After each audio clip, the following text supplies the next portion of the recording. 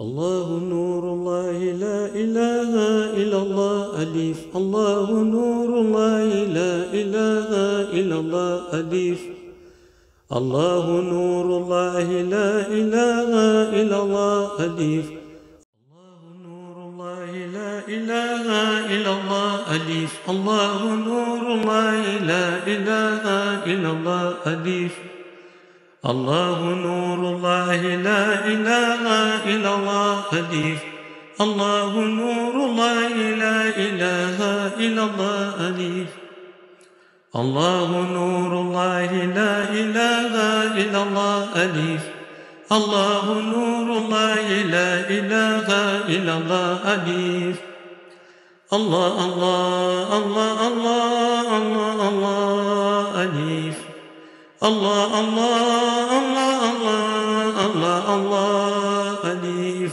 Le prophète, paix et salut, avait prédit que pendant la période de la fin des temps ou Akhiru Zaman, les catastrophes, les péchés dans le monde seront aussi nombreux que les nuages dans le ciel. Il sera donc très difficile d'échapper à tous ces fléaux. Mais Dieu, dans sa miséricorde absolue, dans sa capacité à réaliser l'impossible, dans son amour infini pour la Oumma du prophète, dans sa volonté de sauver les êtres, enverra sur terre un wali nommé Imam al-Mahdi, détenant la dernière mission de la fin des temps. La venue de ce saint ne se limitera pas simplement à une présence sur terre, avec derrière lui une foule de gens pour l'acclamer. Sa venue sera un avantage certain pour le monde. Son arrivée sur terre coïncidera avec cette période où il sera difficile de trouver un maître mystique capable de guider l'aspirant vers le chemin de Dieu, sans qu'il soit mu par un intérêt personnel quelconque. C'est pour cette raison qu'Allah choisira un homme parmi les hommes de Dieu pour l'envoyer. Il le guidera personnellement dans sa mission sur terre.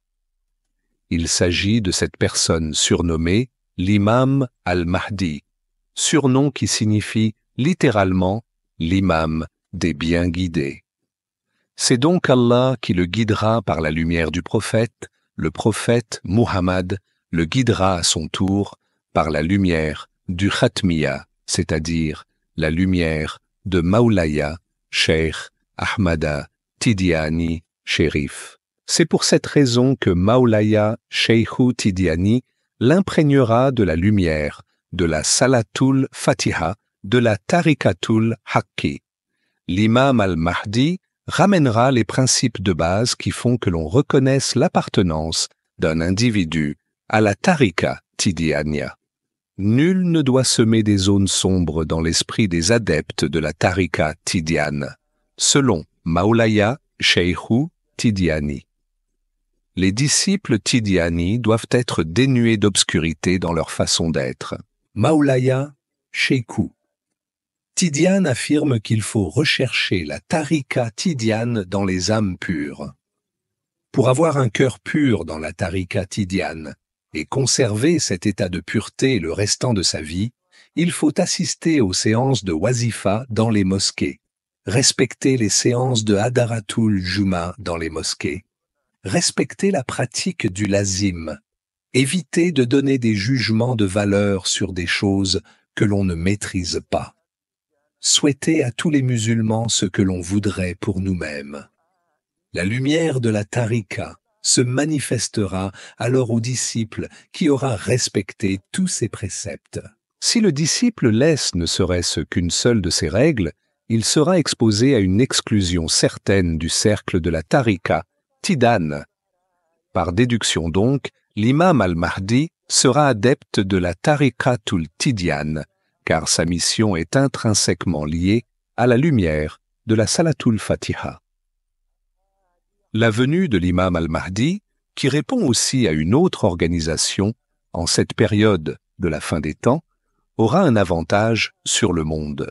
Nous ne sommes pas sans savoir que ramener la lumière dans le monde en cette période d'Akhiru Zaman où l'obscurité domine ne sera pas chose facile.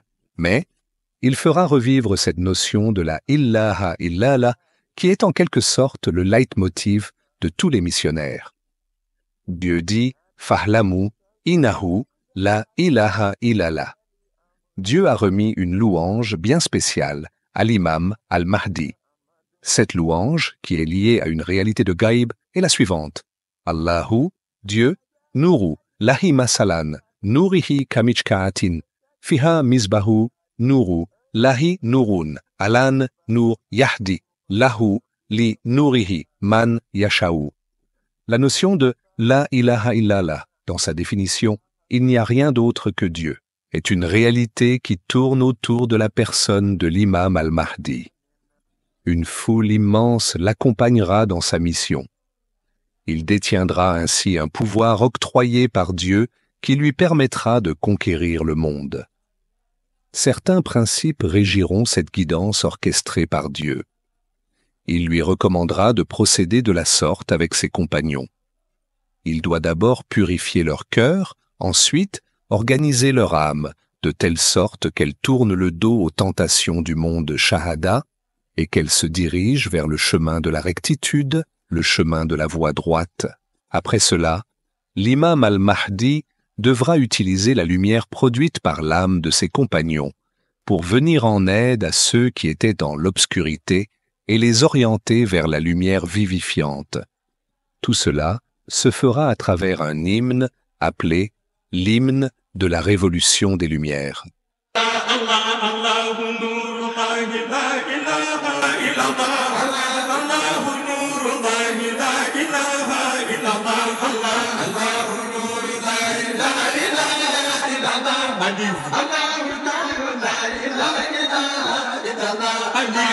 Celui qui assiste à la scène où cet hymne est chanté est impressionné par la puissance dégagée par le nom de Dieu qui compose ce chant. Dans le monde Gaïb, nous constatons qu'aucune organisation n'échappe à la vigilance du Tout-Puissant. Au 6e ciel, Dieu a créé un endroit qui ressemble à une chambre, dont les contours sont constitués d'une baie vitrée blanche. Les vitres blanches sont d'une telle luminosité qu'il serait difficile à un œil non habitué à ce type de lumière de les distinguer. Si l'on regarde de près à travers la vitre, l'on remarque qu'il y a des étincelles de lumière blanche qui jaillissent du bas pour aller vers le toit de la chambre, pour aussitôt redescendre vers le bas en suivant la même trajectoire. Ce phénomène continuel est à l'image des jets d'eau dans le monde Shahada. Si l'on continue toujours à observer la vitre, l'on remarque qu'à travers ce qui constitue la porte d'entrée, il y a une écriture gravée dessus. Chaque lettre dégage une lumière qui lui est propre, et l'ensemble de ces mouvements lumineux nous fait penser à un jeu de lumière. L'on retrouve chacune de ces lettres dans le Coran. Il y a un espace entre chaque lettre, et chaque lettre projette sa propre lumière pour donner un spectacle lumineux extraordinaire. À l'intérieur de la chambre, il y a un oiseau qui ressemble au pélican blanc. Mais c'est en réalité un ange qui a l'apparence d'un oiseau. Il a 2 pattes et est doté de 19 ailes. Sur chacune de ces ailes, Dieu y a inscrit un nom faisant partie des Asma'ullahi Husna, c'est-à-dire ses 99 plus beaux attributs. Chacun de ces noms représentés dégage une lumière blanche qui clignote. Cet ange qui a la forme d'un oiseau a une autre particularité. En effet, sous chacune de ses ailes, il y a une tête, ce qui lui fait alors un total de 19 têtes. L'oiseau, de par sa stature, remplit la pièce dans laquelle il se trouve. Si l'on devait estimer l'espace de cette chambre, on aurait dit que c'est une pièce qui fait 100 mètres carrés. Les lumières provenant de cette chambre dépassent les limites de ses contours. Lorsque le pélican blanc déploie ses ailes, toutes les têtes, comme un seul homme, ouvrent leur bec et s'adonnent à un zikr. Il n'y a pas une seule voix au-dessus de l'autre. On aurait dit qu'un seul son a été émis par cet ange. Le zikr est celui-ci. الله نور الله لا إله إلا الله الله نور الله لا إله إلا الله الله نور الله لا إله إلا الله. Un autre événement extraordinaire s'ensuit. Dès que ce zikr retentit dans les cieux et que les oiseaux créés par Dieu vivant dans le monde gaïb l'entendent, ils reprennent simultanément en chœur le chant du pélican blanc. الله نور الله لا إله إلا الله الله نور الله لا إله إلا الله الله نور الله لا إله إلا الله الله نور الله لا إله إلا الله الله نور الله لا إله إلا الله. Ce chant résonne partout dans le monde gaïb. Voici l'origine du zikr de cet hymne. Lorsque ce saint homme envoyé par Dieu à la fin des temps entonne ce zikr avec ses compagnons dans le monde Shahada, la puissance lumineuse émanant des paroles prononcées, et les flux lumineux provenant de cette chambre au 6e ciel se déversent sur ces personnes qui chantent cet hymne et pénètrent dans leur âme. Lorsque le missionnaire de la fin des temps prononce ces paroles, et que ses compagnons en font de même, il y a à ce moment-là 2 sources lumineuses qui fusionnent et forment un seul bloc, et dont la résonance spirituelle est projetée jusqu'au 6e ciel. Cette lumière provenant du monde Shahada vient croiser les flux lumineux émanant du zikr du pélican blanc ainsi que de ses congénères évoluant dans le monde gaïb. C'est grâce à cela que la miséricorde divine se diffuse sur ce wali et ses compagnons. Dieu purifie l'âme des personnes qui prononcent ce zikr. Quiconque bénéficie de la purification de l'âme par le Seigneur Tout-Puissant est sûr d'être sur le chemin de la rectitude, le chemin de la voie droite. Le zikr de cet hymne ne concerne pas seulement le monde Shahada.